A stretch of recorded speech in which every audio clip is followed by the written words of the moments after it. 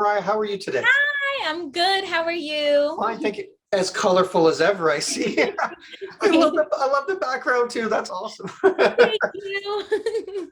It's great to be talking to you, but at the same time, kind of sad too. How have you been dealing with all of that?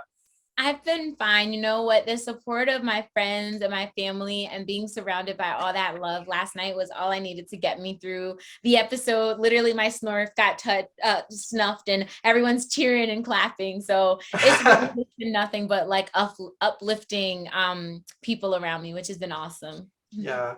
Well, I mean, in your bio, it says you're a teacher. Yeah. What do you hope that message that your time on the show, I assume the kids have been watching. What message do you hope you instill in them from them watching your experience on the show?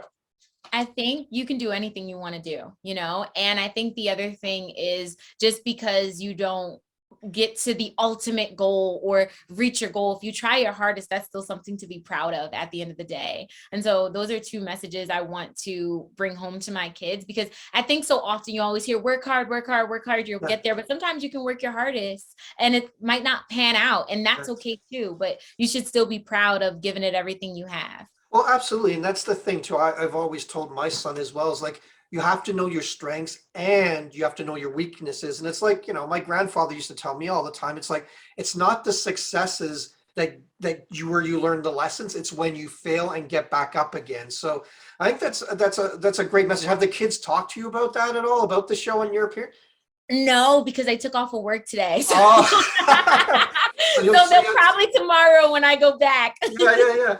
So, what do you think? Why do you think they picked, to keep Owen over yourself? I was, Well, I was a little bit. I watched the episode. I was like, okay, I'm not understanding why they're choosing one over the other. What's the pros and cons of this? I think there were two separate reasons. I think the one Yeah, reason that they named was that they perceived me to be the weakest, which was fine. I think that they just saw me as the person who couldn't pull through. right. And it didn't really bother me because it's not something that I perceive to be true. I see strength and weaknesses differently. I don't think anybody is the strongest or the weakest on our tribe. I think we all have our own strengths. We Yeah, all have our own weaknesses, and it depends on the challenge. It might be a challenge where, brute strength is really needed. And there might be another challenge where you might need to be really smart or be able to solve puzzles or brain teachers. You might need to yeah. be agile. So I think that they just perceived me to be the weakest of the tribe. I think that was one reason. I think the second reason is one that I discovered during tribal council. There was a shift that happened and I immediately got a gut feeling. I was like, oh, it's me. Oh no. I think that once I gave my little spiel about, keeping the tribe positive and we can do this and giving that motivational speech, I think the tribe was at a point where they were ready for the game to be more cutthroat and they Yeah, were ready to strategize. And I think that my mindset at that time was, we don't have to be there yet. Like, it's still really early. Let's just stay positive. Let's stick it out. Let's rock these challenges. We got this. And I think by that time, I just took too long to hop off the Kumbaya train and I yeah. kind of missed my stop. So I think everyone kind of got off and the train kept going. And before I knew it, I was on my way home. Well, that's what I was going to ask you, because I mean, I've been covering Survivor for a long time. And that's, the one reason they always go, we got it, especially when there's a season where there's three tribes instead of two. It's very hard to like hide under the radar. And they always say like, we want to keep the tribe strong, but strong is different to different people, right? Like strong is Yeah. not just athleticism. There's also mental strength. There's also, puzzle strength. So yeah, that you kind of answered my questions there, but you've been able to watch the episode now and you've been able to see that everything happened, even things that you weren't aware of. Were you really surprised that Ellie was actually working against you? Meanwhile, you had formed this bond with her over everything, that really, heart, really touching moment of from last night's debut. Yeah, I definitely didn't know going into tribal council that Ellie was throwing my name under the bus.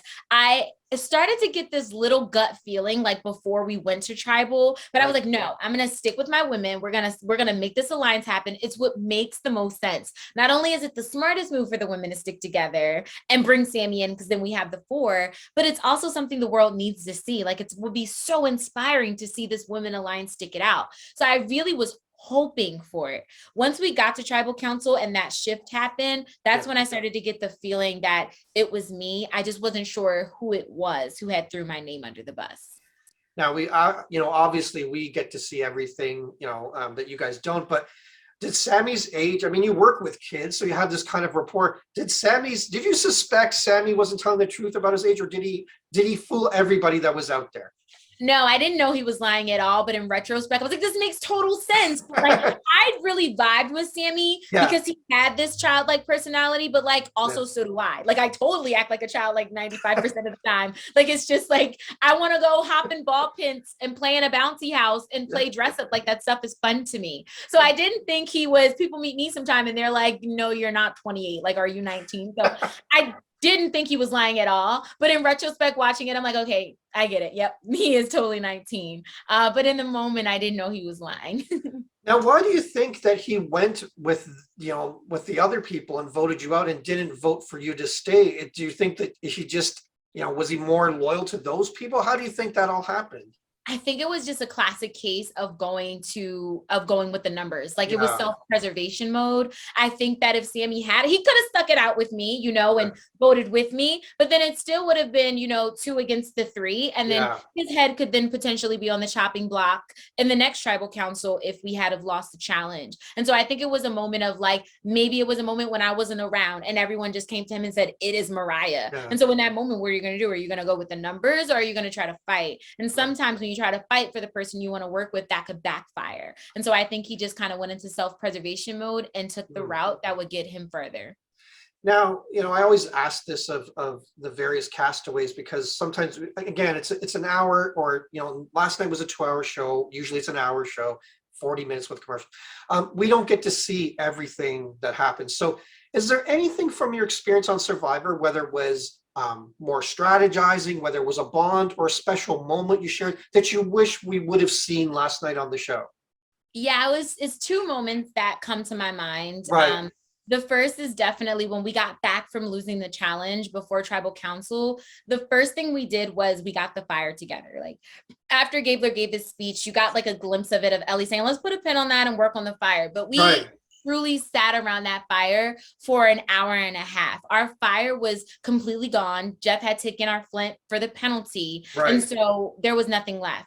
All 5 of us sat around that fire. We were blowing on the embers, adding in sticks, and we rebuilt the fire, literally breathed life into it. And for me, I wish that moment would have been shown, because I think that if anything encapsulated what the Baka tribe was about, it was that moment. It was just so beautiful. Like, the fact that we knew one of us was going home, but none of us wanted any of us to go back there and be without fire. It truly captured the essence of what our tribe was about. And so I wish that the world had an opportunity to see a little bit more of that moment. And then the second thing for me was the reason why I was playing. I wish that would have played a bigger part in my story, because it's a huge part of my journey. Like, yes, I've been watching Survivor since I was a kid, and it's something I always wanted to do, and I love the show. But a huge reason why I was playing was for my mom. My mom passed away a couple of years ago, and so my mom was a teacher, and so that's the reason why I became a teacher. She always wanted to go to Hawaii, and so after she passed, I went to Hawaii to scatter her ashes. And so the last thing on my bucket list to commemorate her was to play Survivor, because that's something she always wanted to do. So it kind of brought it full circle, and that was a huge part of the reason why I was playing, to honor her and to commemorate her name. So I wish that part of my journey would have had a little bit more airtime for the rest of the world. Well, that's wonderful to be able to dedicate that. And I think even if it doesn't come through in the show, it'll come through and you explaining this. So that's fantastic. What really, I mean, you've been watching Survivor for a long time. What really surprised you about the experience? I mean, it's one thing to be watching at home. It's a far other thing to be out there. Yeah, I think nothing really surprised me. The one thing that I just thought about it is it definitely flies way faster. And it's really strange, because while you're there, it feels like you're there forever. Once it's over, it's over in a flash. So it's a really strange time complex where you kind of just feel like you're in purgatory. You're like, wow, I'm like stuck on this island, but then it's gone in a flash. So the perception of time is really weird. Other than that, nothing really surprised me. I've been watching this since I was a kid. So I was like, I'm ready for the heat. Bring on the hunger. Where's the coconuts? Let's go. But the one thing I was hoping for is, I knew it wouldn't be true, but I kind of was just hoping for like a porta potty off camera. I'm like, I don't really want to go in the ocean or the trees. I'm like, like, maybe they're doing this whole new 26-day thing. Maybe they'll Right. be like 26 days in a porta potty too back there. But no, so it wasn't really a surprise, just more so like a small hope. Right. And then just the aspect of time was wild. Now, just one last question. I mean, you mentioned it before. You're talking about this kumbaya feeling that the tribe had. Do you think, explain a little bit more what was going on? Because again, we only get a brief glimpse of what you guys are doing and what's happening there. Explain the mindset of the tribe, and actually, because it seemed to me that that affected what happened at tribal council.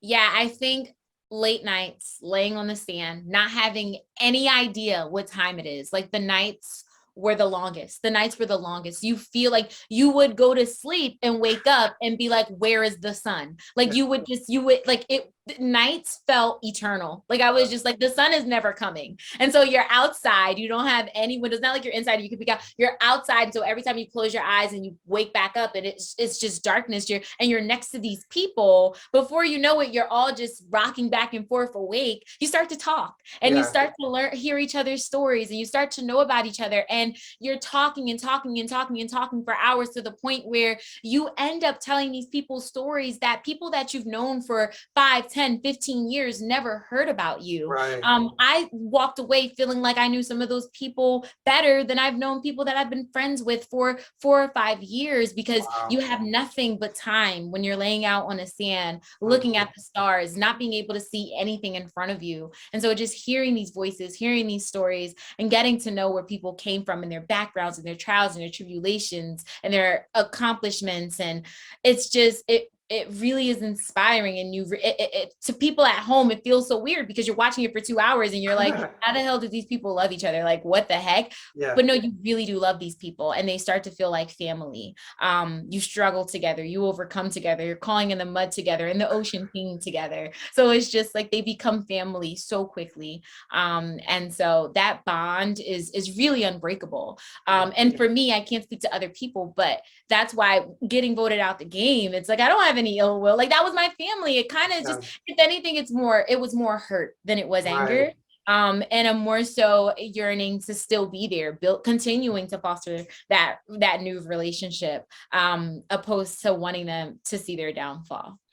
Yeah, I was gonna say, like, I think we didn't even see your full potential on the show because you're such a vibrant character. And like I said, you know, and just talking and writing about last night's episode, you brought a like unique energy to the show, and I think that's going to be missed. So, thanks so much for taking the time to speak to us today. All the best in the future, and perhaps maybe your survivor journey isn't over just yet. At least we're hoping so. So, listen, if you go to church, you can be praying for my second shot. You know, we'll see. I mean, I'm manifesting it.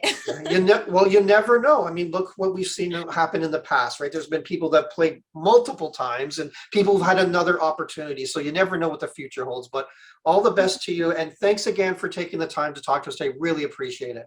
Thank you so much. It's been a pleasure.